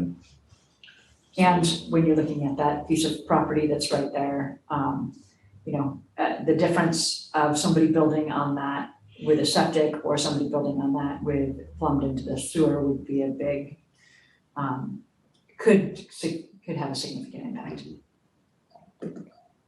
and this is, just since we have this exhibit up here, you can see the private property, the parcels around the lake and how far they go in toward the center of the lake, just as a FYI, file it back in the back of your head. These things go way out in the lake, and although recreation on the open water, I think is part of the open water easement, but I really don't know that. I don't know what's involved with recreating on private property, but it's on water. Yeah, what is the portion that TUD actually, or does PG&E own anything down there, or is it just TUD? It's all TUD, and the blue, this big blue area, this TUD owned. I don't know, I think we own this, we own like a collection of hodgepodge parcels. What percentage of the lake is, I don't know, would 30-40% of the Yeah. lake? okay, Isn't it shown right there? The blue? Yeah, but I think that they showed this because it's a parcel that would have some access potential, but I think we also own this one. Yeah. And there's a little one here, and I mean, they're just more to it than just that, the Yeah. lighter blue. Sally? Oh, sorry, I'll go back. Go ahead, Sally. Sorry, before we stick to this slide, Does anybody know if when you have a lake like this, that you can designate that people can use the trails, the boardwalk areas, but not recreate on the water? I think you can do that. I know that the county with Lyons Reservoir passed a resolution that incorporated into their ordinance that doesn't allow you to swim in Lyons. And I haven't found the same for Phoenix, but I think that there's something like that. And then I would think that you could designate that as, for recreation, the boardwalks and the trails, but no body contact. I'm certain there's a way. But you wouldn't be able to allow residents to have boats out there and have any way to enforce other people not doing it. Pretty Because hard. then it just makes everything, you wouldn't know who was doing what, and how would you police that? You don't even know where you are in the lake, like in whose But I property mean, you're on too. having worked in public lands where you make everything black and white, so everybody's doing it or everybody's not doing it, because then it's enforceable. But if you're like, some people can do it and other people can't, it's very unenforceable. So no body contact, easy, No one, right? yep. But residents getting to vote on it and non-residents not being very difficult to manage. Agreed. As far as Lions goes, I can remember back in the early 50s, paddle boating on that. They used to rent them, and there was swimming and so on. But I don't know when they changed that, but that certainly could happen for Phoenix Lake, I would think. But if you look at the use on Pinecrest, is that what people is that what the residents there, once you create the access and it hits Facebook and people know that that's a nice place to go and it's not as far up the hill, is that level of access what the folks living around there want to invite? Because I think that's a good question. If you're coming in from Indigene, that limits it, because they have the dirt lot that you can park in there, they have activities going on there. And it's a bit of a walk over to Phoenix Lake. You're not gonna you're not gonna even even if you have wheels for your kayak, you're not gonna take it that far. You're gonna walk over. We've taken the college students out on that walk over to the lake. It's a nice walk. You could do that with a school group, right? It gives nice access for kind of educational, local access, but it doesn't invite huge, high level of access because it's a little inconvenient.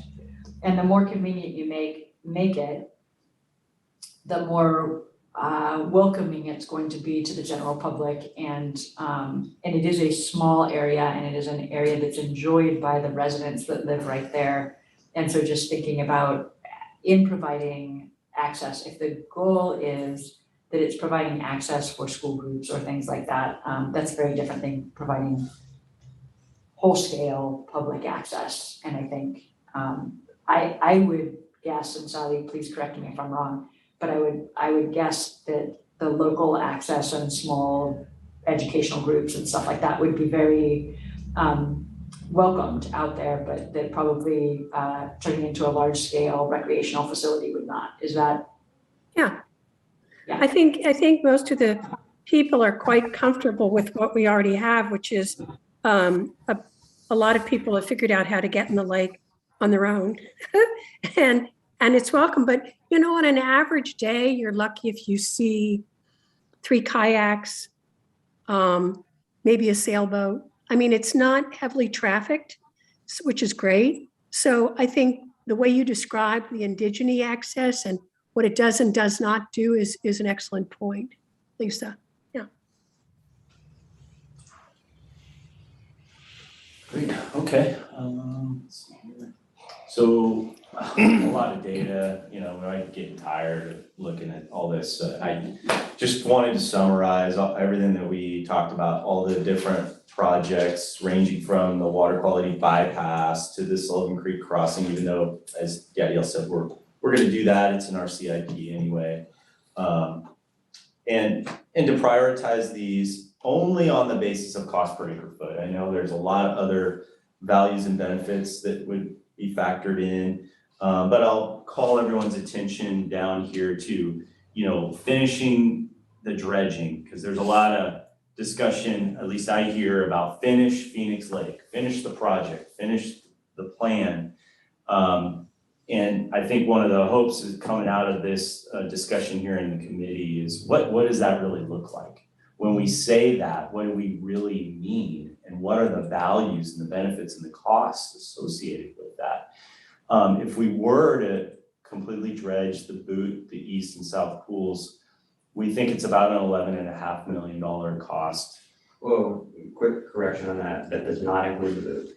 Oh, thank you. Does So not include what? The boot. Okay. We can't because of the permitting issues. And yes, but okay, thank you very much. So add 2 million to that. Is that fair? Okay. I had 2 million. So we're at 13.5 million. And, a cost, which is not accurate now, 46,000, it's gonna be higher than that because of the boot. But that's the scale of, and that again, doesn't include any public access. It doesn't address some of the bypass that we talked about or any of these other ancillary components of the reservoir, the outlet tower and all those things. So we've got, $15 million we can spend out there, and the district doesn't have 15 million. We can try to get grants, but there's just a lot of effort involved in that, and we need to prioritize. So the board would need to tell us what really do we want to finish out there, and what's the best for our ratepayers. The way I look at that is I'm personally, I don't think we have a whole bunch of choice. We have to put in that bypass, that pipeline, in order to do the dredging because of the silt. I'm not totally convinced of that, but there may be another way, but It sure sounds like it to me, but okay. But then this is gonna be our last best chance at that silt disposal. If we have to go back in a number of years, now we're talking trucks.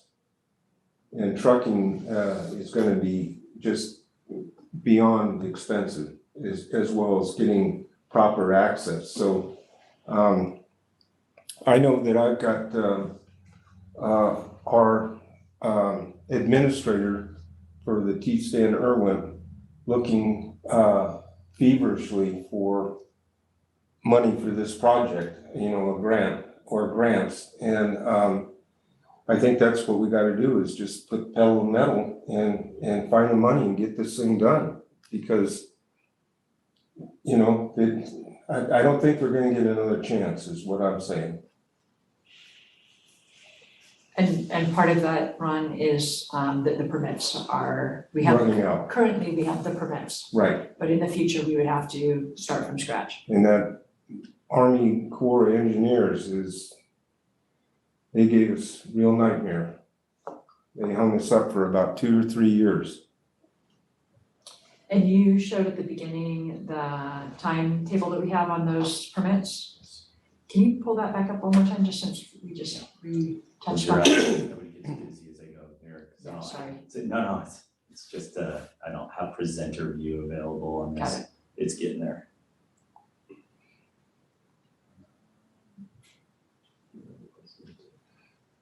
It is Sorry. pretty close to the beginning. Yeah, it was, just a second, I'm sorry. Thank you, guys.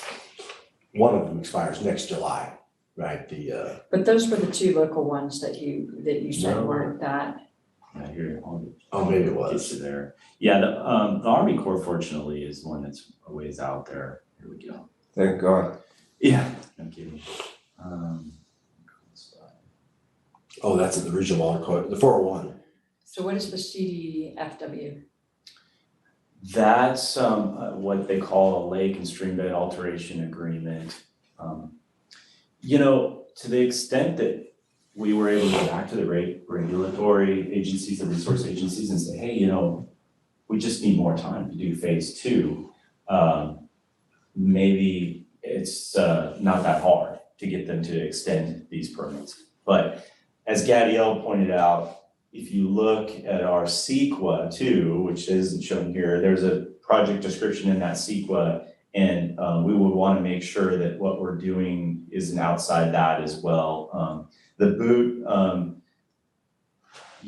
is hard to reincorporate in. And so we could try, but again, is the value of the boot at 20 acre feet of storage, is it worth the cost? Is it worth, like if these permits would allow us to do the east pool and the south pool, and we're gonna be delayed for years to add one other little component, is that worth it? And so that's why we wanna talk about this with the group, because when we say finish, we wanna finish it. We don't want there to be any question that TUD didn't fulfill its obligations.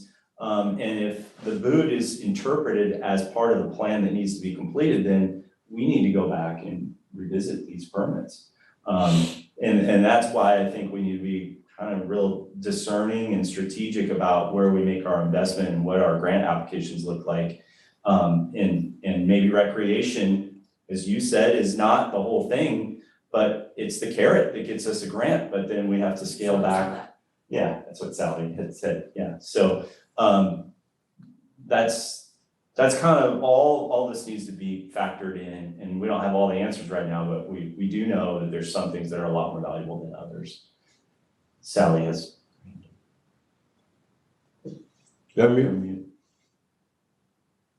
Regarding the boot, from somebody who's got over half of it, the boot is a concession. When you said the Army Corps of Engineer had designated it as a marshland, and I went on the site and tried to read through their verbiage about marshlands, it was clear that there wasn't much ability to do anything with it, and that was a sacrifice to get the rest of the things done that we needed to get done. I think the only thing the boot could use is to have like a small sedimentation pond at the tip of the boot, so the garbage from the stinking pastures that people have used ditch diggers to further deepen the runoff from the sides. That would be a valuable thing, and that's, on the Horizon project, that was considered a low-cost thing. But I think that on terms of the boot, that is mainly the thing that I'd be interested in, is leave it as a marshland, but give it if possible, at some point, give it a sedimentation pond. As I've said to you, Greg and I would be very interested in helping with that expense. It's its value to the community, period. Thank you. So that was a big consideration before the work got going with Hagelin. He visited out there, and there was great big cow pies right next to the lake. And because somebody's running cattle up there, and he was trying to figure out a way to have them fenced way back off out of the way. So that might be something you might want to look into, because I know that that was a real problem. With the designated wetlands that's recognized, is there any protection offered by that? I'm not the best person to answer your question. It's a good question, and you're right. We met with some private property owners. They weren't on the boot, but they did have their cattle in the lake bed. And we intentionally did not have the Army Corps, when they recognize a wetland, they do what's called a jurisdictional determination, which means that, a wetland biologist says, here is what we consider wetland, and there's a very specific GPS boundary. And you send it to the Corps, and they come out, they do a field meet, and they, what they call is they confirm it, anyway. And so they confirmed that. Well, we removed that because the private property owner was so difficult to deal with.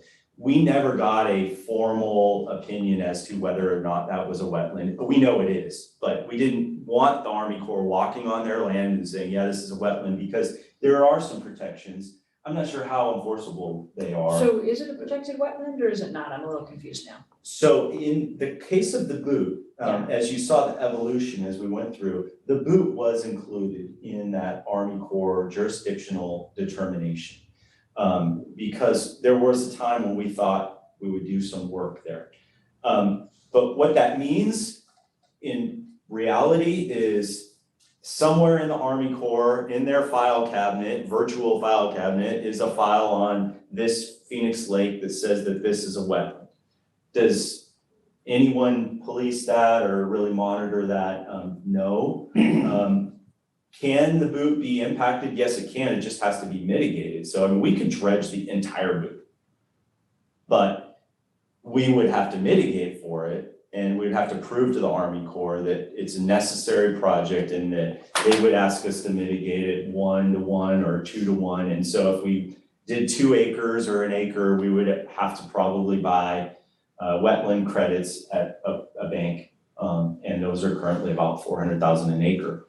So we left a lot of areas out, not because we couldn't dredge them as much as the cost to mitigate for it was so expensive and the value was so little. I just want to make that clear. It isn't that we couldn't do the boot, it's just we would have to demonstrate to the Corps that it's got value, and then we would have to mitigate.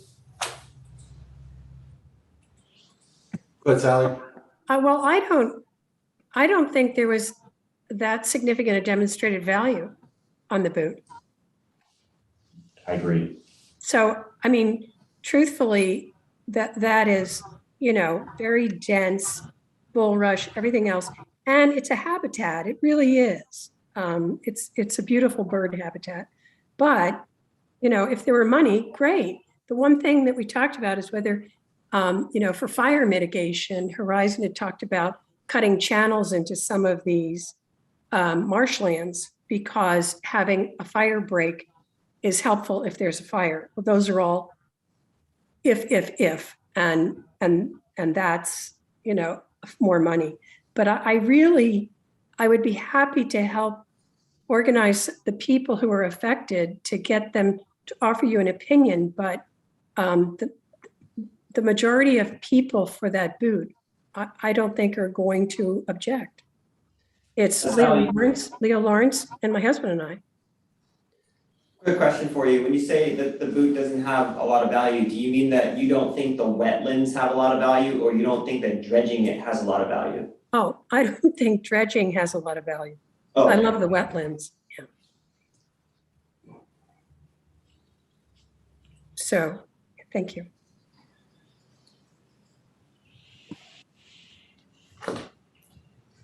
At the end of the questions. So, yeah. Steve has a question. Oh, go ahead. Sorry, Don. No, that's all right. Just for the group's consideration, again, and being the finance director in the room, obviously, our priority in life is water and sewer. And we have way more needs than we have grants, supplies, revenues, anything else. So early on, Don made the comment, cost versus benefits. And that's where I'm always looking for here and everything else. So for all you water experts sitting here, again, when I hear this, finish the project, okay? We put $6.5 million into it. We have a silt pond that we've never had before. We have some other lesser ideas and everything else. Does it make sense from a water perspective to finish Phoenix Lake when we're looking at Sierra Pines, Sonora Water Treatment Plant, some of the other things coming down? Do you all feel that, I love that you're looking at alternatives that are affordable. We're now talking 15, 16, $18 million to do this, and probably 50, 60 million for Sierra Pines. Does it still make sense from a water perspective to finish Phoenix Lake?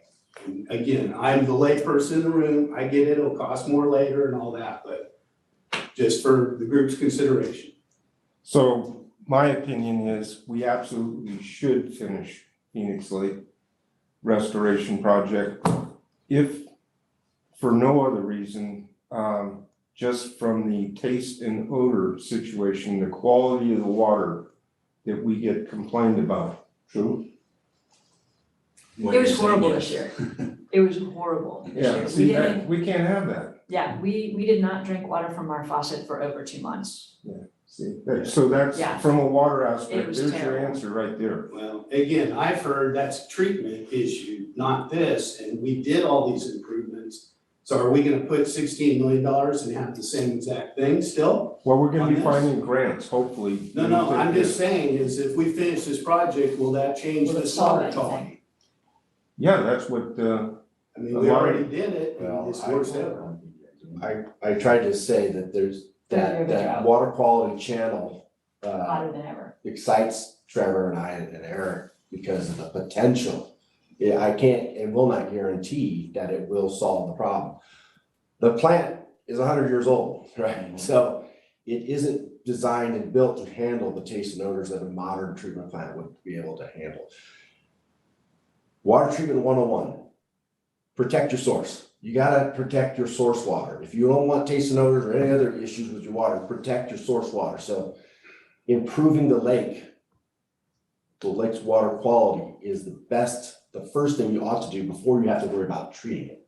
Yeah. So, again, we are experts, but we're not the premier experts to say that water quality channel will improve water quality. I'd love to think that it would, it makes sense that it would, but I can't promise you it. I'm gonna hit climate change 101, since you're talking about it.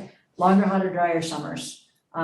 More flashy events, and in the meeting yesterday, flashy was used not in the appropriate way. Flashy is talking about large amounts of water in a single incident, right? And large amount of water in a single incident transports a lot of sediment, right? So when you're thinking of the future of this water district, and you're thinking of a flashier system that has the potential to transport a lot more sediment, longer, hotter, drier summers,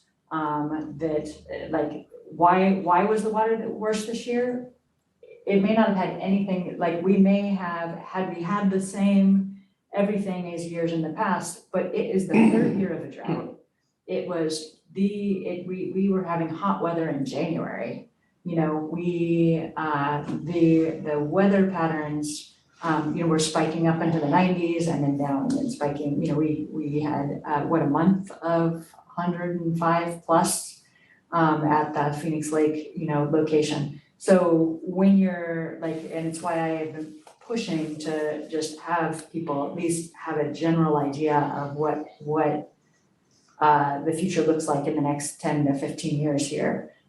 Because when we're looking at these things, you have to be this summer wasn't an anomaly. This is the direction we're heading. So be conscientious of that and take that into the picture of how is Phoenix Lake, this shallow lake, with the current way that we're moving the water around, how is that going to be a couple of years from now if what we had this summer is an indication of what is coming in the next 5 years, in the next 10 years, right? We're not talking 100 years. So, Don, what do you need from the committee? Well, direction. I personally feel like this has been, I know this has been very helpful for me, hopefully for everybody else. Hopefully everybody's understanding of the lake and the challenges and why things were completed for certain reasons and not just because TUD is inept, right? So I feel like this is a good enough presentation to probably maybe ought to go to the full board for a presentation for a robust discussion. I don't know if that's a special board meeting or not. It could be, this is 2 hours, so I imagine with a full board, it will at least go 2 hours. So if you want it to be a special board meeting, follow the workshop or whatever you want to call it, I think that'd be helpful. But you said your opinion was you need to do the Power Creek pipeline and finish the project, put the pedal to the metal, you say. Well, we need detail of pedal to the metal, right? We need all the fine details of what's in your head or your collective heads when you say get the project done. Specifically, all of that, some of that, 80% of that. Well, I think that could come out in a workshop. Okay. And I do want Sally, I appreciate you being here, Sally, and I want your input as well, what you think the project. Yeah, and to tag on to that, Sally, I feel like you've been in on this for 20 years, 30 years? How long have you been? Right, this has been on your radar. I feel like I would like to hear after you've looked at all of this, kind of what your general thought is on what the high priorities should be. Well, Not at this moment, but as the, you know, as part of that, if we're taking it to the full board. And I certainly appreciate that. And I want to make it clear that I'm totally impressed with what TUD gets done. And there has never been an idea that TUD didn't do their job. And nobody at TUD should feel like anybody wants to say that. If somebody wants to say that, my attitude is you don't get the picture. There's a million priorities. The engineers are the people who have a better sense of which things are of most value. But I've appreciated being included, and I can certainly look this over and think about it. But I also realize, you know, the most expensive piece, it's overwhelming how you find that kind of money, and that's some additional thought. But I appreciate the points you're all making, and I wouldn't want anybody to think that the community is angry and thinks TUD let them down. That's not true. Thank you, Sally. I appreciate you saying all of that. And for me, here's sort of my final thought as the general manager of the district. We oversee, you know, a lot of water, you know, water treatment, water ag water, reclamation water, quartz, wastewater treatment plant, sewer treatment plant, consolidation. There's a lot right under our umbrella to think about and keep our eyes on. There's a lot of us here, but there's not unlimited amount of people to manage all these things. So let's just take Gadiel. Gadiel has not just the Phoenix Lake project, he's got a couple of sewer projects that he's also working on. I'm not sure who's gonna be the project manager of the Sierra Pines. That's a high priority. That's Gadiel. Now, so I'm just as an awareness, this is for Steve's sake, as well as mine, is how much can we really do today or in the next 4 or 5 years with the people? You know, if somebody wanted to say, okay, Don, I'm tired of hearing you complain about not having $200 million, because that's what you need. Here's your $200 million, quit talking and go get stuff done. Well, they would call my bluff. We can't do $200 million worth of projects that quick, right? It's not feasible. It's not practically possible. At least I don't think. So we have to keep all of this in mind. That's why I say, you know, give us a roadmap. Maybe we don't do all things with Phoenix Lake, that is right now. Maybe we do certain portions of that are going to have the greatest impact for today and sets us up for work that can be done later, like the bypass. You know, maybe, am I correct? The bypass, if we were able to get the bypass and get the full flow to the stormwater treatment plant and elsewhere, does that mean we can dry dredge the lake at some future date, which is a cheaper alternative? Depends on the geology, because we ran into that whole, Yeah. Okay. Well, And if we could, anyway, yeah. okay, I want to not to backtrack, but yeah, I really am looking for some real specific direction, besides just get it done. I don't want to get it done. Other information that I would like to help me be able to make an informed decision is what impact those, like, 'cause I don't know a whole lot about those, the permits that we have. And knowing what stuff, like, because one of those is expiring in July this summer, one of them is expiring in 2024, and the other one isn't until 2030. So as far as in looking at this stuff, with what can we do with, like, what is the, what makes the most sense with a timeline based on what we can expect with existing permits and extensions on existing permits? Because if there's something that could be done by 2024 and that permit is gonna expire in 2024, like that's an additional factor I'd like to consider. Okay. And the amount of effort and cost it takes in renewing those or pushing out those, like, what is really feasible on that? Because that affects, you know, like, from what I'm hearing from everyone, it sounds like the boot, set that off to the side, right? Let that be the wetlands, habitat area. And I heard, if there's a possibility of mitigating the runoff and sedimentation and the trash in that area, that would be a good small project that perhaps there's local funding for, to help out with, right? And so maybe a matching grant on that or something, right? So then take that off the list, right? So now we're looking at these things.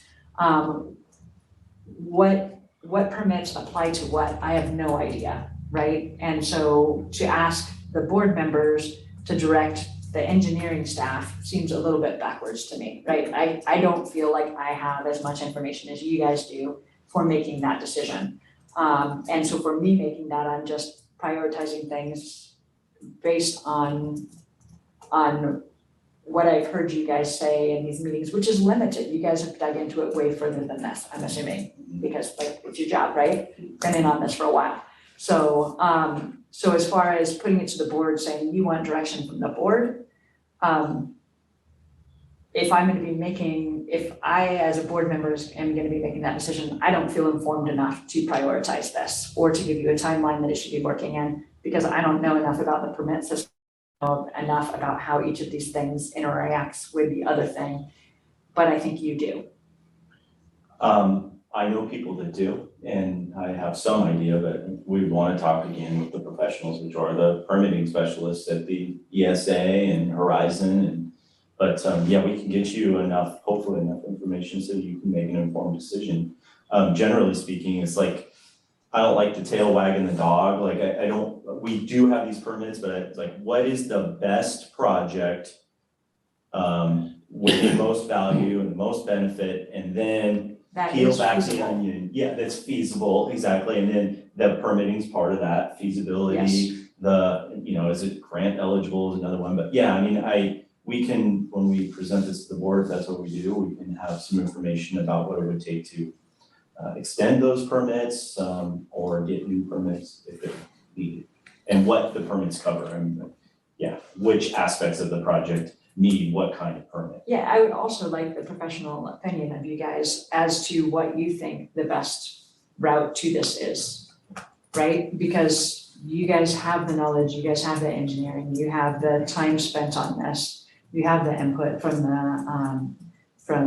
Sally and others on the Phoenix Lake tax force over the years, and not telling us what you're going to do, but saying here, but this is a lot, right? It is a lot. Yeah, so I appreciate that invitation, and I definitely take that. I just want to say, it will not look like the plan that was adopted in 2012, and I think there's this bit of a connection with the plan, and the plan was just a playbook, and I know you get that. I'm saying that because and I wasn't on the board in 2012, so and I wasn't involved in the plan either. So yeah, no, I appreciate that invitation. I'd be happy to come back with what we think collectively at staff level would be the best having looked at and most feasible. all of the pieces of and then Sally had her hand up. Just to echo, I think what's already being discussed here, I too would much rather see Eric and Gadiel and Don take this list and cite what sequence they would want and why. If one feeds into another, you have to tell me that, because I'm not an engineer, obviously, and I don't know if doing this one thing really helps that other thing, and that those two things really help the third thing. You guys have that flow, that understanding. So I'd much rather see that with a narrative of why. Yeah. Thank you. Thank you, Sally. So, Lisa, would you agree that our recommendation is going to be to have Dawn schedule a workshop as soon as makes reasonable sense to bring this back and before the whole board and people such as Sally or whoever wants to be involved in it, and then hopefully we can come up with a plan by then with the information that Lisa was just talking to you that she felt that she would need. Yeah, I think that sounds great, and I think it would be a worthwhile workshop if you guys come in with just what Sally had said, which is the recommendation and why, validating why this order why this makes sense, why you think this is the best package, and then be open to the discussion that comes from that. But I think that would be a better way than just starting with the presentation that you've given us today. So is that good That's enough? great. Thank you, that's awesome. Appreciate Do it. you have your request for the permit, the additional information from the permit? Fantastic, yeah. Included in the presentation? Well, and if it's just the factors that you guys are taking in, it'll come out in the explanation of why you chose the way you're doing it. It doesn't need to be a separate conversation, it can be Incorporated into that. embedded into that. Because I'm assuming it's factors you would be discussing and Yeah. taking into consideration. Okay, well then, I guess 10:20, we'll